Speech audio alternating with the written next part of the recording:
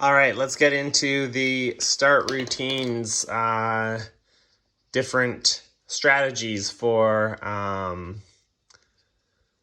where you could start on your start line and how you can approach that start line. So if this is our start line with our wind direction coming from up here,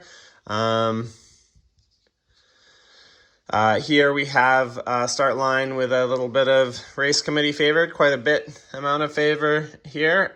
So a lot of people will stack up over here, assuming that the fleet will generally drift sideways. So you have to know whether that's true. Very experienced fleets don't drift sideways. You'll have sailors who can just go forwards and backwards and double tack, and they just don't move from their position. A lot of fleets, it looks like there's no room here at all, and then all the boats start reaching down the line in more beginner fleets, and then this boat can start right at the race committee. You can't count on that, but get to know your fleet. So one of the really important landmarks, I guess you could say, reference points on a boat end start is where the ley line is. If you were sailing, if this was an upwind mark, where is the first place that you could tack and sail around this mark if it was a windward mark? Because you have right of way over people to windward of you. So if you have clean air, you can sail straight for the mark and close out all of these boats who come down in here. So these boats are not allowed you're the leeward boat, they're the windward boat. If these boats are sailing in here well before the start, like they're sailing in just to go somewhere else, then they can get room on the start vessel. Let's make this a committee barge or boat with some flags. But if they are approaching in order to start, you're totally allowed to close them out. Once they have gotten overlap inside of you, though, you can't then change your mind and close them out. If they're in there, you have to let them be in there. But when they're approaching, they have absolutely no right to go in there. This is called barging, and that's not allowed. So this is a magical angle here that you have to be aware of. So if you're this boat here, you have to be a little bit alarmed, and you have to be pretty confident that the boats to leeward of you are going to drift off a bit if you're going to start up there. There is a variation of the windward end start. If this side of the race course is heavily favored, it can be worth to do a late boat start. So you allow this boat to win it, and you follow in behind and tack out. So you only lose one boat length, or maybe two if this has a wind shadow, I don't know. So definitely not the prime. You don't win the start there, but it could be worth starting a couple of boat lengths late to get into this. Definitely have the option to tack if there's a huge advantage over here. Problem is this boat, if they know there's a huge advantage, they're going to be on your wind over there. But anyway, so that is another strategy, the late start. But the normal boat end start, so this is a separate one, So the normal boat end start, if it's not quite this favored, it might not be worth starting here. This is so risky. Only one boat really succeeds here. So if there's just a slight advantage, then it could be worth starting right here, 1/3 of the way down the line. So you let the desperate people, the people who, if they don't win this race, they're going to lose funding for their campaign. These people who are risking everything at this end of the line, you don't want to engage with them. They're desperate. They're ambitious. So if you set up here, the theory is that you get 2/3 of the advantage of starting to the favored end of the line, but less of the risk. Now, the funny thing about this is that everyone knows it. So I've actually noticed that you can get some of the best sailors in the fleet starting 1/3 of the way down the line right here. So hopefully you are one of the best sailors in the fleet. If you are one of the best sailors in your fleet, it can be nice to start next to other good sailors because they're less likely to make a terrible mistake or to foul you. But if you're not one of the best sailors in the fleet, that could be a thought that you just want to maybe start next to someone who's not quite going to roll you after 5 seconds. Then next one is the pin end start. So the pin end start, again, this one's even more important to be aware of your ley line. So it can be worth sailing your ley line early before the start, but then you can't trust that the wind hasn't changed a little bit.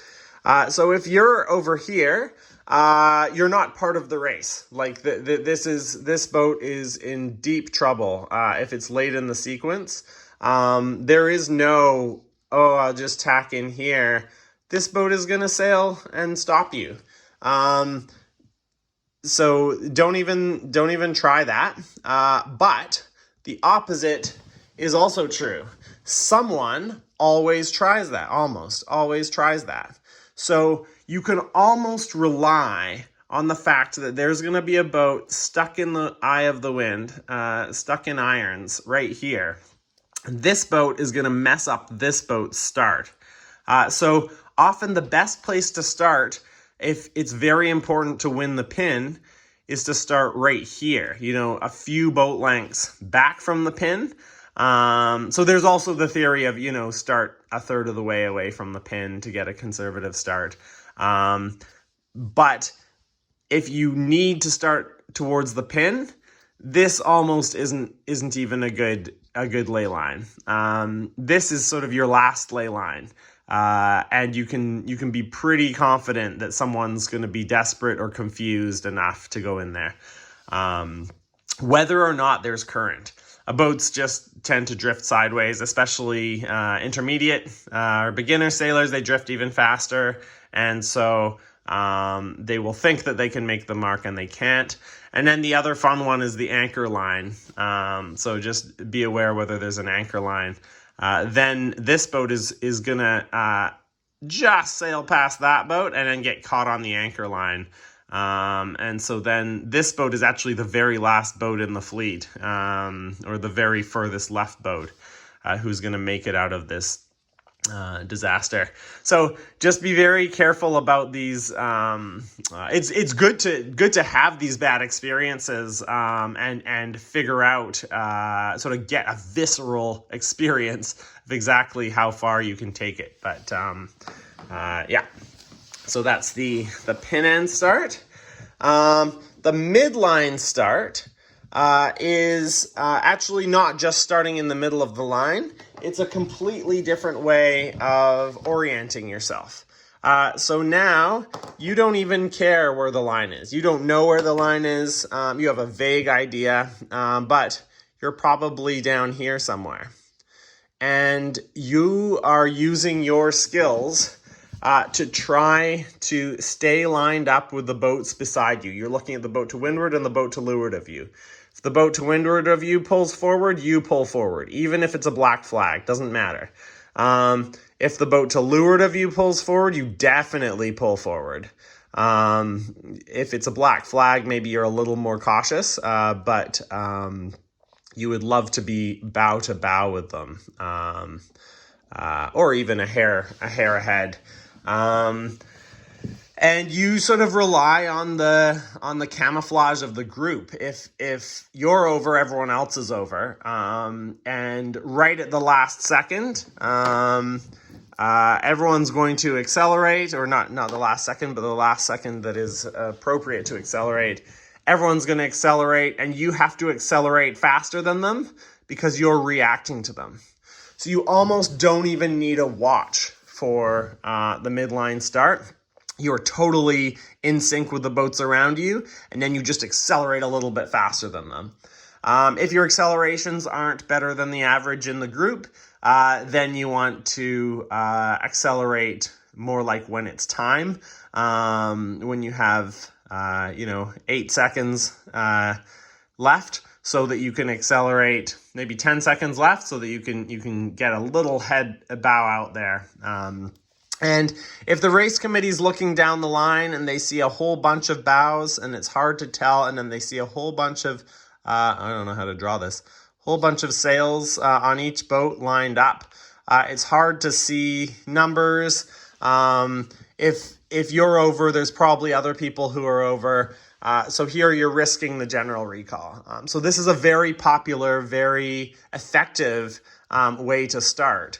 And this is probably how most boats are starting, even when they're starting, a third down from the race committee or a third down from the pin. The other thing is it can be helpful in these to ask the coach, ask your coach or ask someone from another fleet who's been watching how the line sag is.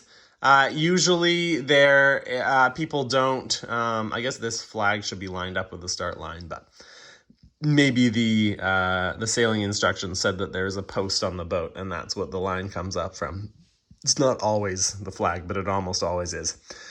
So usually there's a line sag that comes down, and then somewhere in the middle of the line to the later third of the line, people start realizing how far back they are from the pin, and they start stacking up again. So you get something, sorry for my boat shapes, that looks a little bit like this. And so it's actually tough for this boat because they're going to be lee bowed by that boat. So this boat has to figure out how far they are behind the line and accelerate sooner. And that looks like a big jump, and they're going to feel like they're way over the start line. I know it looks crazy from this perspective. This boat feels like they have just thrown the race away. But they don't even have an advantage on the boat to leeward of them. So this boat actually wanted to be here. I mean, in a perfect world, they're there, but we're getting to the transit starts in a moment. So think how early you have to accelerate to get that far ahead when all the other boats are accelerating when you accelerate, right? You realize that there's line sag, and that you need to get here. And so you start accelerating, and then the boats beside you say, okay, I guess we're accelerating, and everyone accelerates together, and you never make up that stagger that you had. So the midline start, you have to be aware of boats beside you. Sorry, I don't know if I finished the thought about asking the coach. Often fleets in certain conditions will have certain amounts of line sag, and the coach is sitting over here in their motorboat. Maybe they're a little bit further down because it's often not allowed to be lined up with the start. But even if they're sitting over here, they can see this huge line sag. And so they can tell you, oh yeah, there's 3, 5, 1 boat length of line sag that you can probably count on there being again next race. So things that increase line sag are heavy wind, being closer to the pin. Current is massive, even if there's any current pushing down. Waves also push people back, and so on. So in Midline, you're listening for other people's ratchet blocks. You're watching other people's body language. You're trying not to get here. You're trying to stay lined up with the other boats and then to accelerate faster than them. Transit starts are pretty much the opposite. In a transit start, you take your transit. I can explain that separately, but maybe I'll do a quick and dirty one. If there's a tree lined up with the start line, you sail over here. You line up this with that this part of the tree. And then let's say there's a house up here. I think it's very important to also take a safe transit and then also get used to the landmarks to windward. So there's a rock over here, and then there's I don't know, maybe there's a factory. And then you're like, oh, actually, that's an interesting direction that the smoke is going. Maybe we're going to have a right shift. Anyway, so you want to pay attention to the landmarks on the side of the water so that when you're here and you think, oh my gosh, I am way over the line, you look and you see, oh my gosh, that's the top of the tree. It's the bottom of the tree that means I'm on the line. Of course, also take into account the distance between your eyes and the front of your boat. But one of my favorite transits to take, and I do take transits, lots of people think it's not worth it at all, but my favorite move is to start here. I've actually started here in world-class fleets, and then had one of my favorite moments was when Bruno Fontes sailed through my lee. He probably thought I was way over. I wasn't, but he's a faster sailor, unfortunately, for me. And so if you can take a transit from the back of the motorboat, the race committee boat, and you say, okay, so if I see that the pin is lined up with the middle of the tree here, that means that I am, let's say this is a huge race committee boat, 2 boat lengths long. That means that I'm 2 boat lengths back of the race committee when I'm here, which by geometry means I'm 1 boat length back of the race committee here. Half a boat length back here. You can do your similar triangles to figure that out. So you can get a safe transit. So then when you're here and you look and you say, oh, I'm still on my safe transit, you can put a panicked look on your face and be like, oh my gosh, I'm over the line. This is so embarrassing.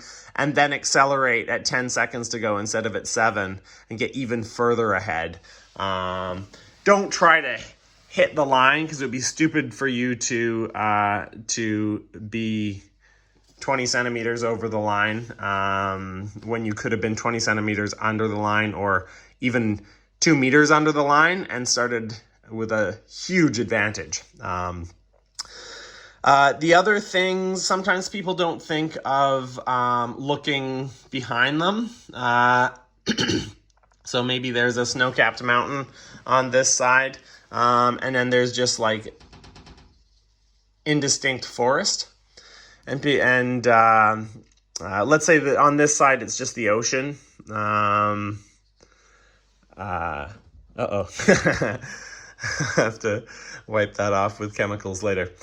So this is just the ocean, so there's no transits on this side, but you could line up this mark with that mark with the base of the mountain, or there's just like a residential area here with some houses. And then, so a lot of the time people will see the forest that's indistinguishable and think, there's no transits. But you can also look up and say, okay, I'm actually lined up with the pass there, if there's no residential area for your transit. That's a little trickier to use, so it's worth practicing that because you have to glance back this way to line up the race committee with the mountain. Mountains or hills or whatever, church spires are really good for the committee boat because the committee boat sometimes blocks out what you can see on the side.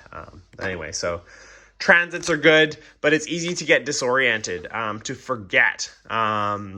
If you're like, okay, it's the big tower, and then you're back here and you're like, oh, there's a big tower there, and there's a big tower there, and there's a big tower there. I wonder which tower is my tower. So you want to get to know the landscape a little bit if you use transits. But that sort of takes your focus away from a lot of other good starting techniques. So that's I do love transits, but it's probably a weakness in my starting. I rely on them too much.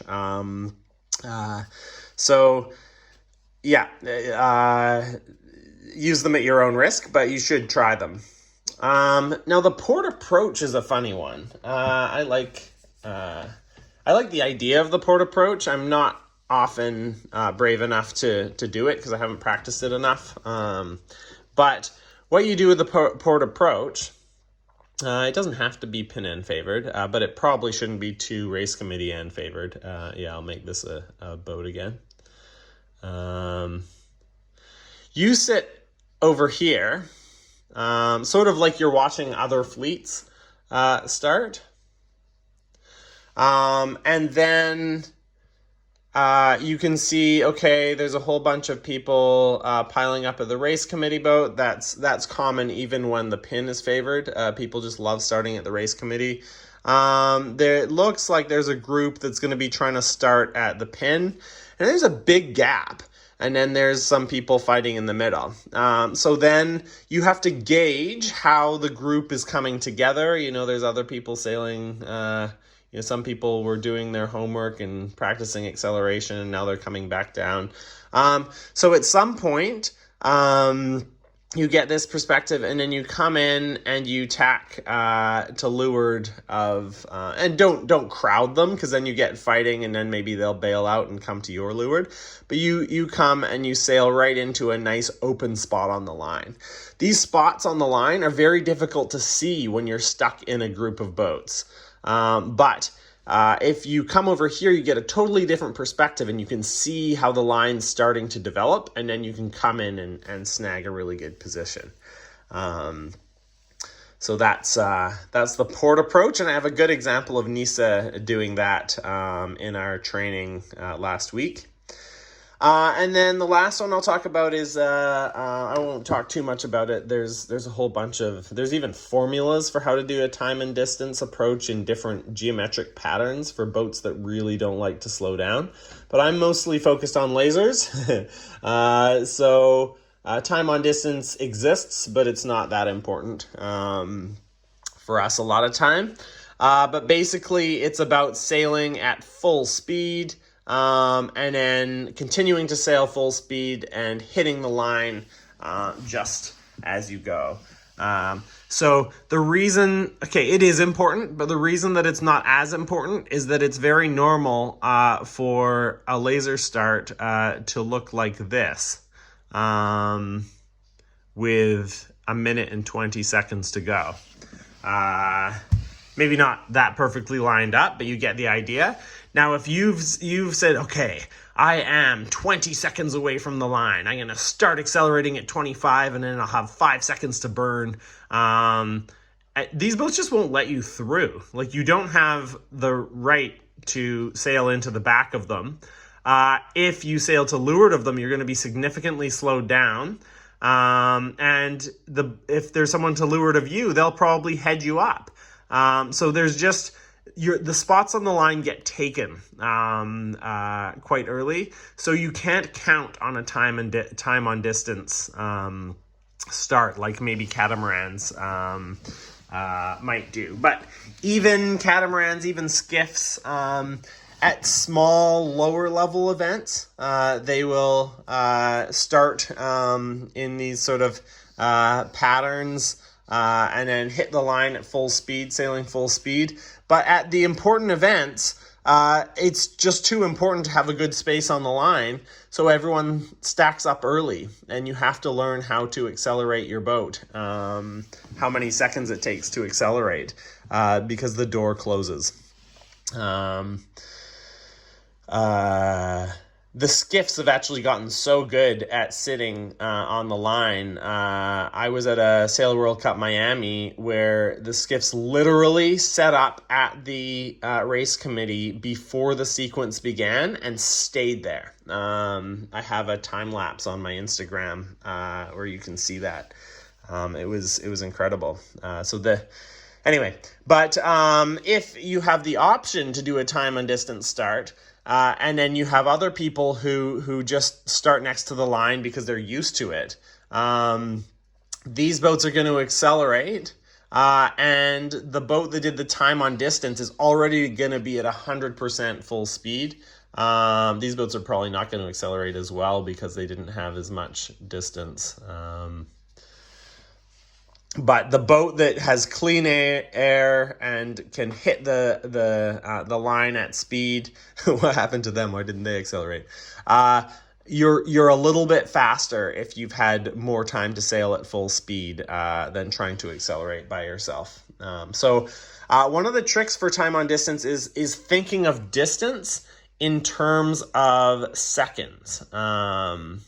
So how many seconds am I away from the line? Not necessarily how much distance am I away from the line, how many boat lengths. So it's an interesting one. Yeah, so those are some start strategies that you can start routines. I'm calling them routines because strategy gets mixed up with the idea of wind and current and so on.